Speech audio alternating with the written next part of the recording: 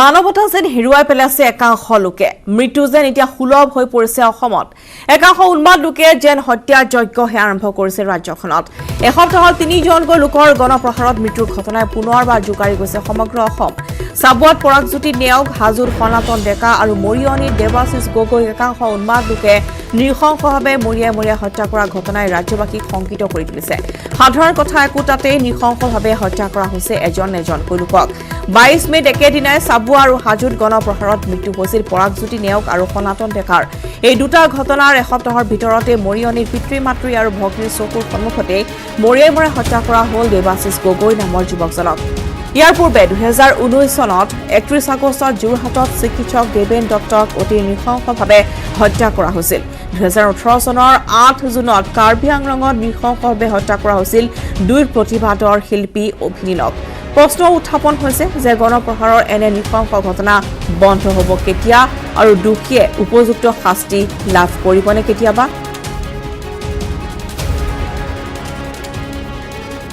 ন্যায় বিচাৰ কেতিয়া হ'ব তাক লৈ অপেক্ষাৰত সমগ্ৰ ৰাজ্যবাসী আৰু সমগ্ৰ ৰাজ্যজুৰি ইতিমধ্যে যেটো সমগ্ৰ দেশতে লকডাউন অব্যাহত আছে তাৰ মাজতে তিনিটাকৈ নৃশংস ঘটনা সমগ্ৰ ৰাজ্যতে জোকাৰি গৈছে সেই ঘটনাই য'ত 3জনকৈ লোকক অতি নিৰ্মমভাৱে অত্যাচাৰ কৰি বা মৰিয়াই হত্যা কৰা হ'ল আৰু এতিয়া প্ৰশ্ন উত্থাপন হৈছে যে জীৱশ্ৰেষ্ঠ মানৱতাৰ আচলতে বিচাৰ কি বা মানৱতা বৰ্তমান হেৰুৱাই পেলাইছে নেকি একাংশ লোকে যেন এতিয়া মৃত্যু সুলভ হৈ পৰিছে অসমত আৰু একাংশ উন্মাদ লোকে যেন হত্যা যজ্ঞহে আৰম্ভ কৰিছে ৰাজ্যখনত আৰু ইতিমধ্যে এসপ্তাহত 3জনকৈ লোকৰ গণপ্ৰহাৰত মৃত্যু হৈছে আৰু সাবুৱাত পৰাগজ্যোতি নেওগ হাজোত সনাতন ডেকা আৰু মৰিয়নিত দেৱাশিষ গগৈক একাংশ উন্মাদ লোকে নৃশংসভাৱে মৰিয়াই হত্যা কৰা ঘটনাই ৰাজ্যবাসীক শংকিত কৰি তুলিছে সাধাৰণ কথা একোটাতে নৃশংসভাৱে হত্যা কৰা হৈছে এজনকৈ লোকক 22 মেত একেটা দিনতে সাবুৱা আৰু হাজোত গণপ্ৰহাৰত মৃত্যু হৈছিল পৰাগজ্যোতি নেওগ আৰু সনাতন ডেকা এই দুই ঘটনাৰ এসপ্তাহৰ ভিতৰতে মৰিয়নিৰ পিতৃ-মাতৃ আৰু ভগ্নীৰ চকুৰ সন্মুখতে মৰিয়াই হত্যা কৰা হ'ল দেৱাশিষ গগৈ নামৰ যুৱকজনক ইয়াৰ পূৰ্বে 2019 চনৰ 31 আগষ্টত যোৰহাটত চিকিৎসক দেবেন দত্তক নৃশংসভাৱে হত্যা কৰা হৈছিল আৰু 2018 চনৰ 8 জুনত যেটো ঘটনা সমগ্ৰ দেশৰ ৰাজ্যৰ লগতে দেশত আৰু সমগ্ৰ বিশ্বতে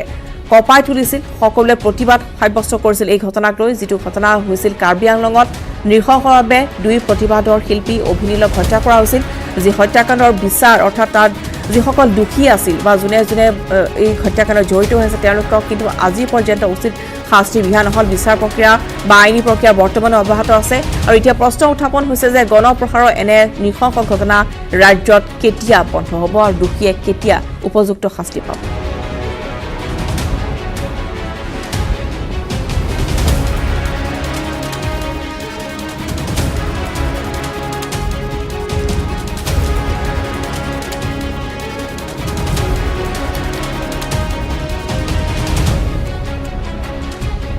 আইছে মুটাৰ ব্ৰেকিং নিউজ মৰিয়নিত গণপ্ৰহাৰত জড়িত সন্দেহত আৰু 4জনক আটক কৰা হৈছে পিণ্টু নায়ক ভাইকন বৰা ৰমেশ সবৰ দীপক সবৰী 4জনক আটক কৰা হৈছে এই পৰ্যন্ত 7জন লোকক আৰক্ষী আটক কৰিছে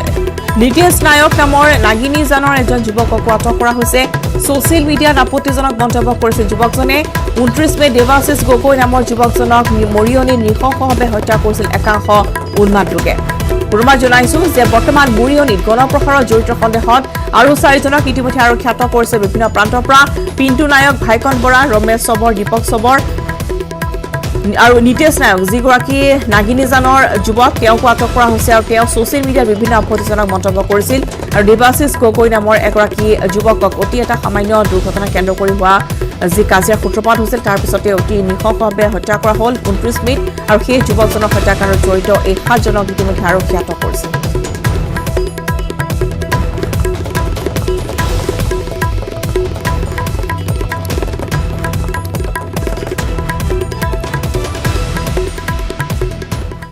ফলে ডিব্ৰুগড়ৰ পৰা ঝাৰখণ্ডলৈ যাত্ৰা কৰিছে 11জনকৈ শ্ৰমিকে ডিব্ৰুগড়ত আবদ্ধ হৈ থকা 11গৰাকী ঝাৰখণ্ডৰ শ্ৰমিক আজি এখন বিশেষ বাছেৰে ডিব্ৰুগড় অসম ৰাজ্য পৰিবহণ নিগমৰ বাছ আস্থানৰ পৰা লামডিঙলৈ ৰাওনা হৈছে লামডিঙৰ পৰা বিশেষ শ্ৰমিক ৰেল যোগে ঝাৰখণ্ডলৈ তেওঁলোকে যাত্ৰা কৰিব বাছ আস্থানত মন্ত্ৰী সঞ্জয় কিষাণ যোগেন মোহন আৰু বিধায়ক প্ৰশান্ত ফুকনে তেওঁলোকক বিদায় দিছে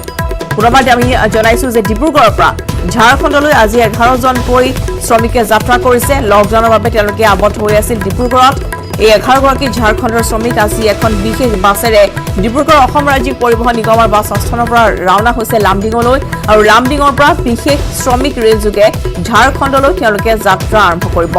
আৰু এই বাছ আস্থানত মন্ত্ৰী সঞ্জয় কিষাণ যোগেন মোহন আৰু বিধায়ক প্ৰশান্ত ফুকনে বিদায় দিয়ে শ্ৰমিকসকলক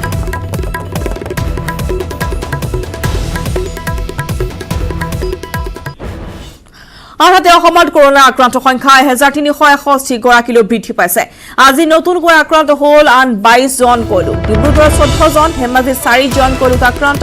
তিনিচুকীয়াত আন 3 জন আৰু চৰাইদেউৰ এজন লোক আক্ৰান্ত হৈছে পুনৰ জনাও যে এই মুহূৰ্তলৈকে অসমত আৰু আক্ৰান্তৰ সংখ্যা বৃদ্ধি পাইছে 1361 জনলৈ বৃদ্ধি পাইছে নতুনকৈ আজিৰ দিনটোত আক্ৰান্ত হোৱা লোকৰ সংখ্যা হৈছে 22 জন অৰ্থাৎ বিয়লি ভাগলৈ হয়তো আক্ৰান্তৰ সংখ্যা বৃদ্ধি পাব পাৰে কিন্তু এই মুহূৰ্তলৈকে 22 জন নতুনকৈ আক্ৰান্ত হোৱাৰ খবৰ আমি জনাইছো ডিব্ৰুগড়ত 14 জন ধেমাজিত 4 জন লোক আক্ৰান্ত হৈছে আৰু সমান্তৰালভাৱে তিনিচুকীয়াত 3 জন আৰু চৰাইদেউৰ এজন লোক আক্ৰান্ত হৈছে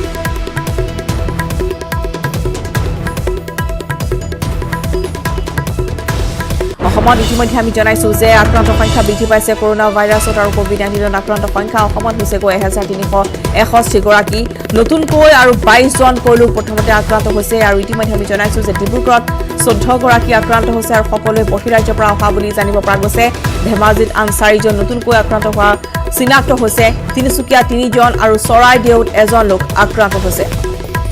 স্বাস্থ্যমন্ত্ৰী হিমন্ত বিশ্ব শৰ্মাই টুইটাৰ যোগে কথা সদৰি কৰিছে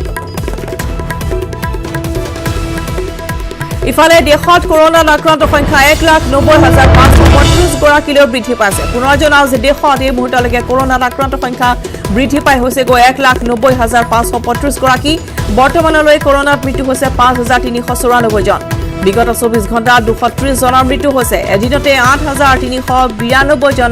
কৰোনাত আক্ৰান্ত দেশত কৰোনাত আক্ৰান্ত সংখ্যা 1,90,535 গৰাকীলৈ বৃদ্ধি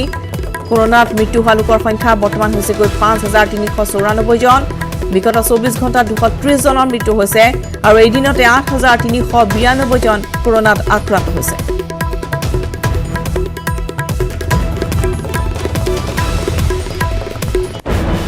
আৰু ইতিমধ্যে আমি জনাইছো যে ডিব্ৰুগড় আবদ্ধ হৈ থকা 11 জনকৈ ঝাৰখণ্ডৰ শ্ৰমিকে ইতিমধ্যে যাত্ৰা আৰম্ভ কৰিছে এখন বিশেষ বাছ তেওঁলোকক দিয়া হৈছে ডিব্ৰুগড়ৰ পৰা বাছ যোগে তেওঁলোক যাব লামডিঙলৈ আৰু লামডিঙত শ্ৰমিক যিখন ৰেল থাকিব শ্ৰমিক ৰেল যোগে ঝাৰখণ্ডলৈ যাত্ৰা কৰিব এই শ্ৰমিকসকলে বাছ আস্থানত এই শ্ৰমিকসকলক বিদায় দিবলৈ তাত উপস্থিত থাকে মন্ত্ৰী সঞ্জয় কিষাণ যোগেন মোহন আৰু বিধায়ক প্ৰশান্ত ফুকন আৰু কেনেদৰে এই বিশেষ ব্যৱস্থা গ্ৰহণ কৰা হৈছে ডিব্ৰুগড়ৰ বিধায়ক তাত উপস্থিত আছে লগতে মন্ত্ৰী সঞ্জয় কিষাণ উপস্থিত আছে অধিক জনাব টমাছ বুঢ়াগোহাঁই টমাছ আজি ইয়াৰ পৰা ৰাওনা কৰি দিয়া হৈছে ডিব্ৰুগড়ৰ পৰা 11 জনকৈ লোকক ঝাৰখণ্ডলৈ ৰাওনা কৰা হৈছে প্ৰথম অৱস্থাত বাছে যোগে তেওঁলোক পঠোৱা হৈছে লামডিঙৰ পৰা তেওঁলোক ট্ৰেইনে ঝাৰখণ্ডলৈ ৰাওনা হ'ব আৰু বৰ্তমান মই যিহেতু ডিব্ৰুগড়ৰ অসম ৰাজ্যিক পৰিবহণ নিগমৰ যি বাছ আস্থান আছে তাৰ পৰা যিহেতু বাছখন যাত্ৰা কৰিছে ইতিমধ্যে আৰু ইয়াত বৰ্তমান মন্ত্ৰী আছে সঞ্জয় কিষাণ ডাঙৰীয়া তাৰ লগতে যোগেন মোহন ডাঙৰীয়া আছে লগতে ডিব্ৰুগড় বিধায়ক প্ৰশান্ত ফুকন আছে আৰু আমি কথা পাতিবলৈ চেষ্টা কৰিম এফালৰ পৰা সকলোৰে লগত যিহেতু লকডাউনৰ সময় প্ৰায় 2 মাহতকৈ অধিক সময় ডিব্ৰুগড়তে আবদ্ধ হৈ থাকিবলগীয়া আছিল বহিৰাজ্যৰ এখন লোক আৰু আজি আপোনালোকে ইয়াৰ পৰা তেওঁলোকক ৰাওনা কৰি দিয়াৰ ব্যৱস্থা গ্ৰহণ কৰিছে কি কয় এই মুহূৰ্তত নাই চাওক যিদৰে আমাৰ অসমৰো বহুত কামৰ কাৰণে যোৱা বা পঢ়িবলৈ যোৱা আমাৰ ল'ৰা ছোৱালীখিনি অন্য ৰাজ্যত আবদ্ধ হৈ আছিলে ঠিক একেদৰে আজি ইয়াত ঝাৰখণ্ডৰ পৰা অহা বহুত শ্ৰমিক তথা ষ্টুডেণ্টো ইয়াত আবদ্ধ হৈ আছিলে আজি তেখেতসকলক যোৱাৰ ব্যৱস্থা কৰি দিয়া হৈছে লামডিঙৰ পৰা শ্ৰমিক ট্ৰেইনখন তাৰ পৰা যাব তো গতিকে মই ধন্যবাদ জনাইছোঁ আমাৰ ডিব্ৰুগড়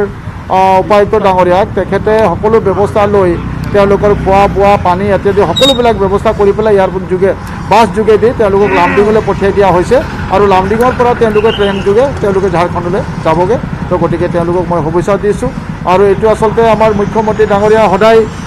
আমাক দায়িত্ব দিছে আজি আমাৰ মন্ত্ৰী আহিছে ফুকন দা আছে আমি সদায় দেখৰেখ কৰি আছোঁ যাতে কোনো মানুহৰ কোনো ধৰণৰ অসুবিধা নোহোৱাকৈ যাতে আমি মানুহখিনিক ৰাখিব পাৰোঁ সকলোবিলাক ব্যৱস্থা কৰিব পাৰোঁ তাৰ কাৰণে আমি আজি আহিছিলোঁ তেখেতসকলক মাত এখাত দিবৰ কাৰণে বিভিন্ন ঠাইৰ পৰা শ্ৰমিকসকল খোজকাঢ়ি হ'লেও নিজৰ ঘৰলৈ আগবাঢ়িছে এখন ৰাজ্যৰ পৰা এখন ৰাজ্যলৈ কিন্তু অসমৰ কথা বেলেগ ডিব্ৰুগড়ত আমি বেলেগ ধৰণৰ দেখিছোঁ ইয়াত তেওঁলোকক অতি সুন্দৰ ব্যৱস্থা কৰি দিয়া হৈছে বিশেষ বাছ দিয়া হৈছে, বিশেষ শ্ৰমিক তেওঁলোকে নিজৰ জেগা তেওঁলোকৰ নিজৰ নিজৰ ঠাইলৈ পঠোৱা হ'ব। কি ক'ব ছাৰ? না, আমি প্ৰথম কথা হ'ল আমাৰ কথা হ'ল শ্ৰমিকসকলে খোজকাঢ়ি যোৱাৰ যি ব্যৱস্থা প্ৰৱণতা আছিলে সেইটো নোহোৱা কৰিবৰ কাৰণে আমাৰ জিলাৰ পৰা যিসকল শ্ৰমিক ঝাৰখণ্ডলৈ যাবলগীয়া আছে, এই ঝাৰখণ্ডৰ ট্ৰেইনখন আমাৰ লামডিঙৰ পৰা যাব। সেইকাৰণে আমাৰ মুখ্যমন্ত্ৰী মহোদয়ৰ নিৰ্দেশত আমাৰ যোগেন মোহন ডাঙৰীয়া, মন্ত্ৰী যোগেন মোহন ডাঙৰীয়া আহিছে, আমাৰ সঞ্জয় কিষাণ ডাঙৰীয়া আহিছে, আৰু আমাৰ নেতৃত্বত আমি ইয়াৰ পৰা সেই 11জন শ্ৰমিকক সুন্দৰভাৱে সকলোখিনি ব্যৱস্থা কৰি তেওঁলোকক লামডিং পহুচাই দিম। লামডিং 7 ঘণ্টাৰ পাছত পাব, তাৰপাছত তেওঁলোকে উঠি তেওঁলোকৰ গন্তব্যস্থানলৈ পাব। আমাৰ মতে হ'ল তেওঁলোকে ইয়াত কষ্ট কৰিছে, আমাৰ কাম কৰি দিছে, তেওঁলোকে যাতে খোজকাঢ়ি ক'লৈকো যাব নালাগে। আমি গাড়ীৰ পৰা উঠাই ট্ৰেইনত উঠাই দিয়ালৈকে দায়িত্ব আমাৰ আছে, তাৰপাছত আমাৰ বাকী জিলাই দায়িত্ব ল'ব। এইটো কাৰণে আজি আমি এইখিনি আমি 2জন আমাৰ জ্যেষ্ঠ মন্ত্ৰীৰ লগত থাকি আমি তেওঁলোকক পঠিওৱাৰ আমি ব্যৱস্থা কৰি দিছোঁ। হয়, ইতিমধ্যে 2 মাহতকৈ অধিক সময়, প্ৰায় 70 দিন লকডাউন হোৱা, সেইখিনি সময়ত বিভিন্ন ঠাইত আবদ্ধ হৈ থাকিবলগীয়া হৈছিল। তেওঁলোকৰ যথেষ্ট এই ক্ষেত্ৰত অসুবিধাও হৈছিল, কাৰণ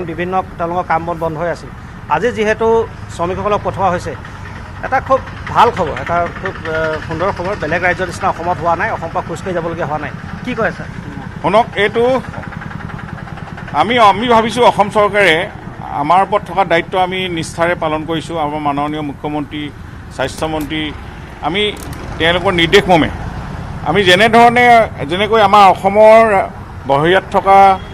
শ্ৰমিকসকল যেনেকৈ নিজৰ ঘৰলৈ ঘূৰি আহিছে, আৰু ইয়াত থকাখিনিও যিহেতু বাহিৰ ৰাজ্য, আজি ঝাৰখণ্ডত থকা যিসকল শ্ৰমিকে আমাৰ অসমৰে কাম কৰি দিছিলে, তেওঁলোকক আমি সুন্দৰকৈ নি তেওঁ গন্তব্যস্থানলৈকে চোৱা চিতা কৰাটো আমাৰ দায়িত্ব আছে অসম চৰকাৰৰ। সেইটোকে আজি আমি STCৰ এখন বাছেৰে 11জন ব্যক্তিক আমি লামডিঙলৈ এতিয়া পঠিয়াইছোঁ। ইয়াতে আমাৰ STC বিভাগৰ ছুপাৰিণ্টেণ্ডেণ্টেও এই দায়িত্ব পালন কৰিছে। আমাৰ জিলা উপায়ুক্ত ঝা ডাঙৰীয়াও আহি ইয়াতে উপস্থিত হৈছেহি। আমাৰ সঞ্জয় কিষাণ মন্ত্ৰী আছে, আমি 2জনকৈ, আমাৰ বিধায়ক প্ৰশান্ত ফুকন জ্যেষ্ঠ। গতিকে আমি এটাইসকলে তেওঁলোকক খোৱা বোৱা কি পাইছে কি নাই তালৈকে আমি যতন লৈছোঁ। তেওঁলোকক যাতে কোনো লঘোণতা থাকিবলগীয়া নহয়, ন্যায়কৈ যাতে তেওঁ ষ্টেচন ধৰিব পাৰে, তালৈকে আমি দায়িত্ব লৈছোঁ। আমাৰ প্ৰশাসনৰ আমাৰ আটাইসকলে এইখিনি ক্ষেত্ৰত ইলেকশ্যন অফিচাৰো এই দায়িত্বত আছে যিহেতু STCৰ, গতিকে আমি এইখিনি দায়িত্ব আমি পালন কৰিছোঁ। আৰু হয়তো মই এইটো অনুভৱ কৰিছোঁ যে ভাৰতবৰ্ষৰ ভিতৰত আমি অসমেই ভাল ধৰণে চলাই আছোঁ নেকি, এতিয়া এই গোটেই মানুহখিনিক অনা নিয়া কৰা, খোৱা বোৱা যতন লোৱাৰ ক্ষেত্ৰত। গতিকেলৈ আমাৰ অসম চৰকাৰৰ যি দৃষ্টিভংগী আমি চাব লাগে, মানৱীয় দৃষ্টিভংগীৰে আমি এইখিনি চাই আমাৰ কৰ্তব্য আমি পালন কৰিছোঁ। নিশ্চয় এটা ভাল পদক্ষেপ, এইখিনিতে উল্লেখনীয় পদক্ষেপ, কাৰণ আমি বিভিন্ন ৰাজ্যত দেখিছিলোঁ শ্ৰমিকসকলে তেওঁলোকে খোজকাঢ়ি যাবলগীয়া হৈছিলে নিজৰ নিজৰ ঠাইলৈ, কিন্তু আজি ডিব্ৰুগড়ৰ পৰা যিহেতু 11জনকৈ শ্ৰমিকক ঝাৰখণ্ডলৈ ৰাওনা কৰা হৈছে, এক প্ৰকাৰে এটা খুব সুন্দৰ পদক্ষেপ বুলি বহুজনে উল্লেখ কৰিছে। হয়, নিশ্চয় কথা ধন্যবাদ জনাইছোঁ আপোনালৈ। আৰু ডিব্ৰুগড়ৰ পৰা থমাছে দেখুৱালে যে কেনেধৰণে 11গৰাকী শ্ৰমিকক বিশেষ বাছেৰে ডিব্ৰুগড়ৰ পৰা লামডিঙলৈ নিয়া হৈছে। লামডিঙৰ পৰা শ্ৰমিক ৰেলযোগে যাব ঝাৰখণ্ডলৈ। দীৰ্ঘদিন ধৰি লকডাউনৰ বাবে এনেদৰে বিভিন্ন প্ৰান্তৰ শ্ৰমিকসকল আবদ্ধ হৈ আছিল, আৰু ৰাজ্য চৰকাৰে বা অসম চৰকাৰে এনে ক্ষেত্ৰত তৎপৰতা অৱলম্বন কৰিছে, আৰু বিশেষ বাছ দিয়া হৈছে সেইসকল শ্ৰমিকৰ বাবে, আৰু তেওঁলোকে ইতিমধ্যেই সেই বাছ যোগেৰে ৰাওনা হৈছে লামডিঙলৈ।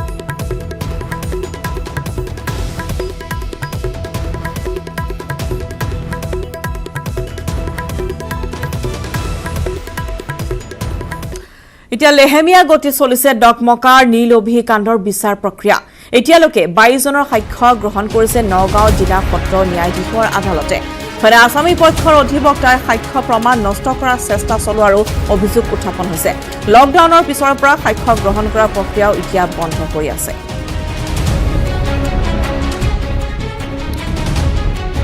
আৰু লেহেমীয়া গতি চলিছে এতিয়া ডকমকাৰ নীল অভিকাণ্ড, যি কাণ্ডৰ বিচাৰ প্ৰক্ৰিয়াক লৈ অধিক আগ্ৰহেৰে তেওঁলোকৰ পৰিয়ালবৰ্গে বাট চাই আছে বা তেওঁলোকৰ আত্মীয় স্বজনে বাট চাই আছে। কিন্তু এতিয়ালৈকে 22জনৰ সাক্ষ্য গ্ৰহণ কৰাৰ পিছতো আচলতে আছামী পক্ষৰ অধিবক্তাই সাক্ষ্য প্ৰমাণ কৰাৰ নষ্ট কৰাৰ চেষ্টা কৰাৰ অভিযোগ উত্থাপন হৈছে। অধিক জনাব এই সন্দৰ্ভত আমাৰ নগাঁৱৰ সাংবাদিক নীলোৎপল বৰাই। নীলোৎপল,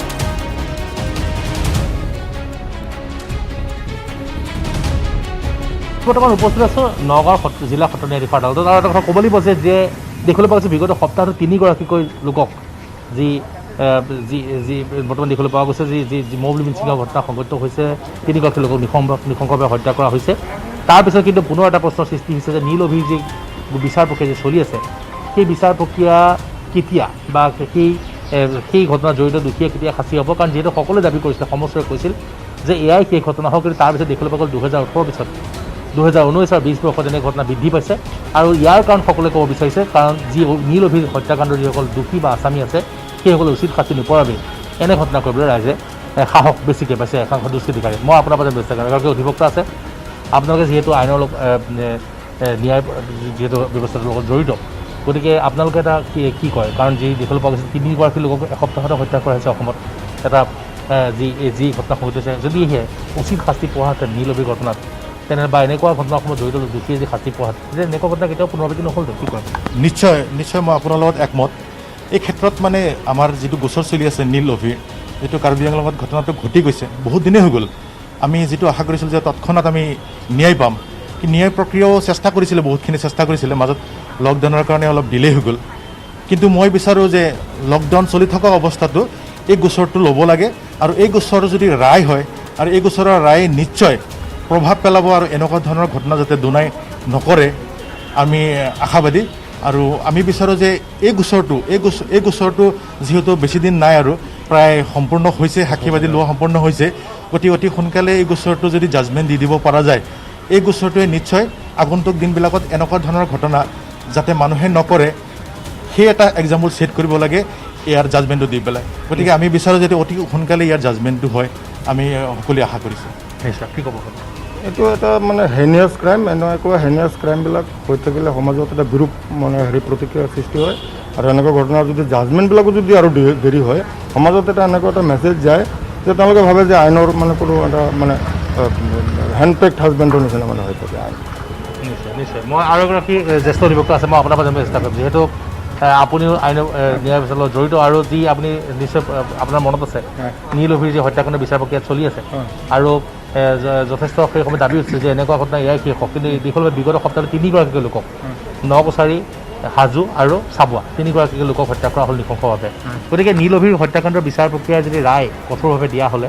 হয়তো এনে ঘটনা ভৱিষ্যতে নোহোৱাৰ আশা আছিলে কি কৰে আপুনি এতিয়া কথাটো হ'ল আমাৰ যিবোৰ ঘটনা ঘটি আছে সামাজিকভাৱে সেইটো অত্যন্ত দুৰ্ভাগ্যজনক হয় আৰু আমাৰ উপযুক্তভাৱে কৰ্তৃপক্ষই পুলিচে হওক উপযুক্তভাৱে তদন্ত কৰি যদি বিচাৰ প্ৰক্ৰিয়াটোত সহযোগ নকৰে বা ভাল ধৰণে যদি নিদিয়ে তেতিয়াহ'লে সাক্ষীয়ে যদি একো কথা নকয় তেতিয়াহ'লে বিচাৰ প্ৰক্ৰিয়াটো এনেকুৱা ধৰণৰ সোপাঢিলা হৈ থাকিব প্ৰথম কথা পুলিচে ভালকৈ দিব লাগিব এনকুৱাৰী কৰি দিব লাগিব তেতিয়াহে বিচাৰ পক্ষত সেইটো টাইট হোৱাৰ সম্ভাৱনা থাকে আৰু আপুনি যিটো কথা কৈছে যে এনেধৰণে পানিছমেণ্টটো যদি ভাল পানিছমেণ্ট এটা হ'লহেঁতেন তেতিয়া মানুহে নিশ্চয় ভয় কৰিলেহেঁতেন কিন্তু আমাৰ ইয়াত ভয় ভীতিটো নোহোৱা হৈছে সেইটো সত্য কথা আৰু এটা কথা উল্লেখ কৰি দিওঁ যে আমাৰ যি 3 মাহ 4.5 মাহ ধৰি আদালত আমাৰ বন্ধ দুখৰ কথা যে উকিলসকলৰ পেঞ্চনৰ কথা কোনো চিন্তা কৰা নহ'ল যিহেতু চৰকাৰে কৈ দিলে যে 65 বছৰৰ ওপৰৰ উকিল ইয়ালৈ আহিব নালাগে কিন্তু 65 বছৰ উকিলে কি কৰিব পেঞ্চনৰ প্ৰয়োজন নাই সকলো শ্ৰেণীৰ মানুহে এককালীন সাহায্য পাইছে পেঞ্চন পাইছে কিবা পাইছে কিন্তু উকিলৰ ক্ষেত্ৰত নাই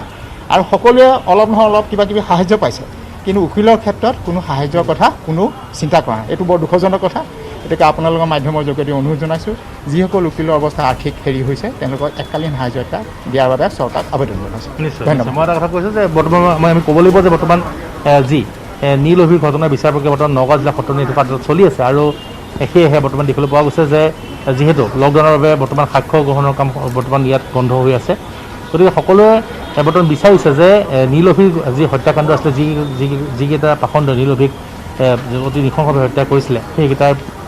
কঠোৰ বা কঠোৰ শাস্তি হওক বা শেহতীয়াভাৱে যি 3টা ঘটনা হ'ল সেই ঘটনাৰ লগত জড়িত দোষীৰ উচিত শাস্তি হওক যাতে ভৱিষ্যতে এনেধৰণৰ ঘটনা কৰিবলৈ কেতিয়াও কোনো সাহস নকৰে আৰু বিচাৰ প্ৰক্ৰিয়াৰ প্ৰতি যিহেতু সকলোৱে বিশ্বাস ৰাখে নিশ্চয় নিৰুৎপল ধন্যবাদ জনাইছোঁ আপোনালৈ আৰু আচলতে বিচাৰ প্ৰক্ৰিয়াৰ লেহেমীয়া গতিত এতিয়া দোষী শাস্তি নোপোৱাকৈ সাৰি যাব নেকি তাক লৈ প্ৰশ্ন উত্থাপন হৈছে বা বিভিন্ন ক্ষেত্ৰত দেখিবলৈ পোৱা যায় যে বিচাৰ প্ৰক্ৰিয়া বা আইনী প্ৰক্ৰিয়া ইমানেই দীঘলীয়া হয় যে তাৰপিছতে আইনী সুৰুঙাৰে বহু দোষী এনেদৰে পলাই সাৰিবলৈ সক্ষম হয় বা তেওঁলোকৰ উপযুক্ত শাস্তি বা যি কঠোৰ শাস্তি তেওঁলোকে পাব লাগে তেনেধৰণৰ শাস্তি নাপায় আৰু এই মুহূৰ্তত মৰিয়নি যি গণপ্ৰহাৰ ঘটনা সংঘটিত হৈছে তাৰ সন্দৰ্ভত শেহতীয়া খবৰ আমি জানিবলৈ যোৰহাটলৈ গৈছোঁ যোৰহাটৰ পৰা গৌতমে জনাব অধিক খবৰ গৌতম আপোনাৰ কাষলৈ আহিছোঁ দেখিবলৈ পোৱা গৈছে যে অসমত লকডাউনৰ সময়ছোৱাতে 3টাকৈ অতি নিৰ্মম হত্যাকাণ্ড সংঘটিত হৈছে যিটো আমি গণপ্ৰহাৰ ঘটনা বুলি অভিহিত কৰিছোঁ আৰু মৰিয়নিৰ যি কাণ্ড তাক ইতিমধ্যে 7জনক আটক কৰা হৈছে শেহতীয়া আৰু কেনেধৰণৰ তথ্য আপুনি লাভ কৰিছে আপোনাৰ পৰা অধিক জানিব বিচাৰিছোঁ ৰশ্মিতা ইতিমধ্যে 7জন লোকক আৰক্ষীয়ে আটক কৰিছে আৰু তেওঁলোকক সোধা পোছা অব্যাহত ৰাখিছে। তাৰ লগতে ছ'চিয়েল মিডিয়াত বিৰূপ মন্তব্য দিয়াৰ বাবে আন এজনকো ইতিমধ্যে মৰিয়নি আৰক্ষীয়ে আটক কৰিছে। আৰু যিহেতু এই ঘটনাটো অতিকৈ মৰ্মন্তত আৰু এই সন্দৰ্ভত সকলোৱে দৃষ্টি ৰাখিছে আৰু ৰাজ্যসভাৰ সাংসদ কামাখ্যা প্ৰসাদ তাছা ডাঙৰীয়াই এই ক্ষেত্ৰত প্ৰতিক্ৰিয়া ব্যক্ত কৰিছে আৰু ইতিমধ্যে অতি গুৰুত্ব সহকাৰে লৈছে। মই জানিবলৈ চেষ্টা কৰিম যে 22 তাৰিখৰ 22 মে'ৰ পৰা 29 মে'ৰ ভিতৰত 3টাকৈ অনুৰূপ ঘটনা সংঘটিত হৈছে আৰু এনেকৈ নিহত হ'ব লগা হৈছে। কিয় এনেধৰণে ইমানকৈ বৃদ্ধি পাইছে এনেধৰণৰ ঘটনা, কি ক'ব? মই যি দেখিছোঁ আপোনালোকে কি ভাবে মই নাজানো, মানুহৰ হিংসুক প্ৰবৃত্তিটো বাঢ়িছে আৰু সহনশীলতাটো কমিছে। অসহনশীল এটা অৱস্থালৈ মানুহ ৰূপান্তৰ কৰিছে। মানুহ হঠাতে ইমান ৰিয়েকশ্যনেৰী চেণ্টিমেণ্ট দেখায় যে ভাবিব নোৱাৰি। হঠাতে হাত উঠোৱা মাৰা এইবিলাক বাঢ়িছে। সেইকাৰণে সমাজখনত অলপ ক'ৰবাত আপুনি যদি ভাবে, মই ভাবোঁ সহনশীলতাটো বৃদ্ধি কৰাৰ প্ৰয়োজন আছে। আৰু এই যে হঠাতে উদ্ভৱ হোৱা পৰিস্থিতিৰ ক্ষেত্ৰত কেনেকৈ নিয়ন্ত্ৰণ কৰিব লাগে, তাত স্থানীয় কিছুমান মানুহক আচলতে সমগ্ৰ অসমতে ভাৰতবৰ্ষতে এই কথাবিলাক অলপ দৰকাৰ আছে। নহ'লে এনেকুৱা ঘটনা সংঘটিত হৈ থাকিব। এইটো পুলিচ প্ৰশাসনো নহয়, এইবিলাক কোনো কাৰণে জাতিগতও নহয়, এইবিলাক হঠাতে উদ্ভৱ হোৱা এটা পৰিস্থিতি। মোৰ মতে মই ভাবোঁ এই পৰিস্থিতিটো নিয়ন্ত্ৰণহীন হৈ গ'লে অসুবিধা হ'ব। আৰু আমি দেখিবলৈ পাইছোঁ যে ইয়াৰ পূৰ্বে ডক্টৰ দেৱেন দত্ত, তাৰ অনুৰূপ অভিনীল যি হত্যাকাণ্ড হৈছিলে, অসম আৰক্ষীৰ কামাণ্ড গিৰীশ দত্ত, তেখেতকো অনুৰূপ ধৰণে হত্যা কৰা হৈছিলে। কিন্তু সেই ঘটনাবিলাকৰ আৰক্ষীয়ে তদন্ত কৰে, মানুহ গ্ৰেপ্তাৰ কৰিছে। কিন্তু আইনী যিটো প্ৰক্ৰিয়া, বিচাৰ প্ৰক্ৰিয়া বহু লেহেমীয়া হোৱাৰ বাবে যে একাংশ লোক উৎসাহী হয় নেকি, যেনেধৰণৰ ঘটনা সংঘটিত কৰিলেও কোনো শাস্তি নাপায় তেওঁলোকে, তাৰ বাবে এনেধৰণৰ ঘটনা বৃদ্ধি পাইছে নেকি? মই এই কথাটো নাভাবোঁ। লগতে গৌতম, আমি এটা কথা জানিব বিচাৰিছোঁ যে মৰিয়নি বিধায়ক ৰূপজ্যোতি কুৰ্মীয়ে এগৰাকী হাইকোৰ্টৰ ন্যায়াধীশৰ হতুৱাই সমগ্ৰ যি ঘটনা বৰ্তমান সংঘটিত হৈছে তাৰ তেওঁ বিচাৰ প্ৰক্ৰিয়া যাতে ত্বৰান্বিত হয়, সেই ক্ষেত্ৰত তেওঁলোকে সেই আশা বিচাৰিছে। গতিকে সেই সন্দৰ্ভত কি কয়? হোৱা এটা সমস্যা মোৰ বিশ্লেষণত মই দেখিছোঁ। মই নাভাবোঁ যে, কিন্তু আইনী প্ৰক্ৰিয়াটো সোনকালে, বিচাৰ প্ৰক্ৰিয়াটো সোনকালে হৈ তেওঁলোকৰ যদি দোষী সাব্যস্ত হয় আৰু তেওঁলোকৰ শাস্তি যদি নিৰ্ধাৰিত হয়, তেতিয়াহ'লে মই ভাবোঁ অলপ বেছি ইফেক্ট হ'ব। ৰশ্মিতা, আপুনি প্ৰশ্নটো আকৌ এবাৰ কৰিব নেকি? মই তেখেতৰ পৰা পোনপটীয়াকৈ জানিব চেষ্টা কৰিম। নিশ্চয়। মৰিয়নি বিধায়ক ৰূপজ্যোতি কুৰ্মীয়ে হাইকোৰ্টৰ এগৰাকী জাষ্টিছৰ দ্বাৰা এই মৰিয়নি যি কাণ্ড সংঘটিত হৈছে তাৰ বিচাৰ প্ৰক্ৰিয়াটো যাতে হয় তেওঁ বিচাৰিছে সেই ক্ষেত্ৰত। গতিকে তেওঁ কি ক'ব এই ক্ষেত্ৰত এগৰাকী MP হৈ, যে এই ক্ষেত্ৰত কেনেদৰে আচলতে বিচাৰ প্ৰক্ৰিয়া যাতে ত্বৰান্বিত হয়? বহু ক্ষেত্ৰত দেখিবলৈ পোৱা যায় যে আইনী সুৰুঙাৰে দোষী সাৰি যাবলৈ সক্ষম হয়। হয়, মৰিয়নি বিধায়ক ৰূপজ্যোতি কুৰ্মীয়ে উচ্চ ন্যায়ালয়ৰ এগৰাকী ন্যায়াধীশৰ দ্বাৰা সমগ্ৰ ঘটনাটো তদন্ত হোৱাটো বিচাৰিছে। কি ক'ব? ময়ো ঘটনাটো তদন্ত হোৱাটো বিচাৰিছোঁ। কাৰণ যিসকল মানুহে মাৰিছে বুলি কৈছে, তেওঁলোকে হঠাতেতো মাৰা নাই, কিবা এটা ঘটনা উদ্ভৱ হৈছে। যি ঘটনাই নহওক লাগিলে, যি কাৰণে নহওক, এই গোটেই ঘটনাটো কিন্তু তদন্ত হোৱা দৰকাৰ। একপক্ষভাৱে বা আমি বিচাৰ কৰিলে ভুল হ'ব। সেইকাৰণে কোনোবা নিৰপেক্ষ বুলি, আইনী ব্যৱস্থাই নিৰপেক্ষ, গতিকে মই নকওঁ যে পক্ষপাতিত্ব কৰে। কোনো ন্যায়াধীশ পক্ষপাতিত্ব কৰে বুলি মই নাভাবোঁ আৰু এইটো সম্ভৱো নহয়। তেখেতসকলে সেইকাৰণে ন্যায়ালয়ৰ ওপৰত বিশ্বাস আছে। এতিয়া পুলিচে আফটাৰ অলটো এডমিনিষ্ট্ৰেশ্যনো সহায় কৰিব লাগিব। জিলা প্ৰশাসন, পুলিচ প্ৰশাসন আৰু ন্যায়ালয়, এই তিনিওটা একে লাইনত থাকে কাৰণে শাস্তি পাইছে, সেইকাৰণে জনসাধাৰণৰ বিশ্বাস আছে। যিহেতু আমি দেখিবলৈ পাইছোঁ যে আপোনালোকে সমগ্ৰ ভাৰতবাসীক প্ৰতিনিধিত্ব কৰে সংসদত, আৰু যিহেতু আমি দেখিবলৈ পাইছোঁ যে দেৱেন দত্তৰ যি হত্যাকাণ্ড হৈছিলে 22 দিনৰ ভিতৰতে আৰক্ষীয়ে চাৰ্জশ্বীট দাখিল কৰিছে যোৰহাট আৰক্ষীয়ে, য'ত 35জন লোকক দোষী সাব্যস্ত কৰিছিলে, 150 লোকক সাক্ষী হিচাপে তেওঁলোকে চাৰ্জশ্বীটত দিছিলে। কিন্তু আইনী যি প্ৰক্ৰিয়া, মই পুনৰবাৰ কৈছোঁ যে আইনী যি প্ৰক্ৰিয়া, বিচাৰ প্ৰক্ৰিয়া বহু লেহেমীয়া হয়। এই ক্ষেত্ৰত আপোনালোকে নতুনকৈ চিন্তা চৰ্চা কৰিব নেকি কিবা সংসদত? নাই, অকল এইটো দেৱেন দত্তৰ কেছ বুলিয়ে নহয়, দেৱেন দত্তৰ কেছ বুলি আমি সকলো প্ৰক্ৰিয়াতে আচলতে ন্যায়াধীশৰ সংখ্যা কম, গোচৰৰ সংখ্যা বেছি, আৰু বহু পুৰণি গোচৰো ইতিমধ্যে আদালতত পৰি আছে। গতিকে হাতে পাছে মিলি অট'মেটিকেলি দেৰি হয়। এইটো নাইকিয়া কৰিবৰ কাৰণে বিভিন্ন পন্থা গ্ৰহণ কৰিছে, লোক আদালত, বিভিন্ন ধৰণৰ ব্যৱস্থা লৈছে। মই ভাবোঁ এইবিলাক ব্যৱস্থাই টাইমটো কমাব আৰু ভৱিষ্যত দিনত অধিক ক্ষীপ্ৰভাৱে। লগতে দেৱাশিষ গগৈৰ সৈতে আৰু এগৰাকী যুৱকো আহত হৈছিলে ঘটনাৰ। গতিকে তেওঁৰ শাৰীৰিক অৱস্থা বৰ্তমান কেনেকুৱা, সেই সন্দৰ্ভত কিবা তথ্য আপুনি লাভ কৰিছে নেকি? তেওঁ বৰ্তমান ক'ত ৰখা হৈছে বা কি পৰ্যায়ত চিকিৎসা চলি আছে? হয়, হয় হয় ৰশ্মিতা তেখেতৰ বৰ্তমান শাৰীৰিক অৱস্থা সুস্থিৰ আৰু তেওঁক যোৰহাট চিকিৎসা মহাবিদ্যালয় চিকিৎসালয়ত ইতিমধ্যে স্থানান্তৰ কৰা হৈছে উন্নত চিকিৎসাৰ বাবে আৰু আমাৰ সাংবাদিকে তেখেতৰ সৈতে কথাও পাতিছিলে তেখেতৰ স্বাস্থ্যৰ বুজ লৈছিলে কিন্তু তেখেতে আঘাত পাইছে যদিও তেখেতৰ স্বাস্থ্যৰ অৱস্থা বৰ্তমান সুস্থিৰ বুলি জানিব পৰা গৈছে ৰশ্মিতা হয় নিশ্চয়কৈ আৰু বৰ্তমান 7জনক যেটো আটক কৰা হৈছে এই ক্ষেত্ৰত মৰণি গণপ্ৰহাৰত আমি ধন্যবাদ জনাইছো গৌতমলৈ এই সন্দৰ্ভত শেহতীয়া খবৰ তেওঁ জনাইছে আৰু ইতিমধ্যে আমি জনাইছো যে আন এগৰাকী দেৱাশিষ গগৈৰ সৈতে আন এগৰাকী যুৱকো ইতিমধ্যে আহত হৈছে তেওঁৰ বৰ্তমান তেওঁৰ অৱস্থা সুস্থিৰ বুলি ইতিমধ্যে গৌতমে জানিবলৈ দিছে কিন্তু এই ক্ষেত্ৰত এতিয়া দেখিবলৈ পোৱা গৈছে যে আচলতে মানৱতাৰ যি এনেধৰণে আমি জয়গান গাওঁ বা মানৱতাৰ যিহেতু ঢাকঢোল বজোৱা হয় কিন্তু তাৰপিছতে বৰ্তমান কেনেধৰণে আচলতে অৱনমিত হ'বলৈ ধৰিছে জীৱশ্ৰেষ্ঠ মানৱৰ মানৱীয়তা সেয়া আপোনালোকে প্ৰত্যক্ষ কৰিছে যে গণপ্ৰহাৰৰ নৃশংসতাৰ বলি হৈছে শেহতীয়াকৈ অসমত 3জনকৈ লোক আৰু বৰ্তমান দেখিবলৈ পোৱা গৈছে যে যি বিচাৰ প্ৰক্ৰিয়া সেয়া অব্যাহত আছে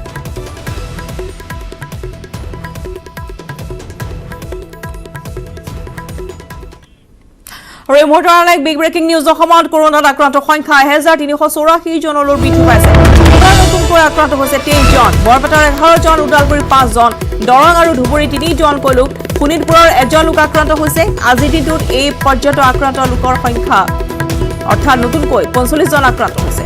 পুনৰ জনাইছো যে অসমত কৰোনাত আক্ৰান্তৰ সংখ্যা 1384 জনলৈ বৃদ্ধি পাইছে পুনৰ নতুনকৈ আক্ৰান্ত হৈছে 23 জন বৰপেটাৰ 11 জন ওদালগুৰিৰ 5 জন দৰং আৰু ধুবুৰী 3 জনকৈ লোক শোণিতপুৰৰ 1 জন লোক আক্ৰান্ত হৈছে আজিৰ দিনটোতে এই পৰ্যন্ত আক্ৰান্ত লোকৰ সংখ্যা হৈছে গৈ 45 অৰ্থাৎ এটা দিনত এই মুহূৰ্তলৈকে 45 জন নতুনকৈ আক্ৰান্ত হোৱাৰ খবৰ আমি লাভ কৰিছো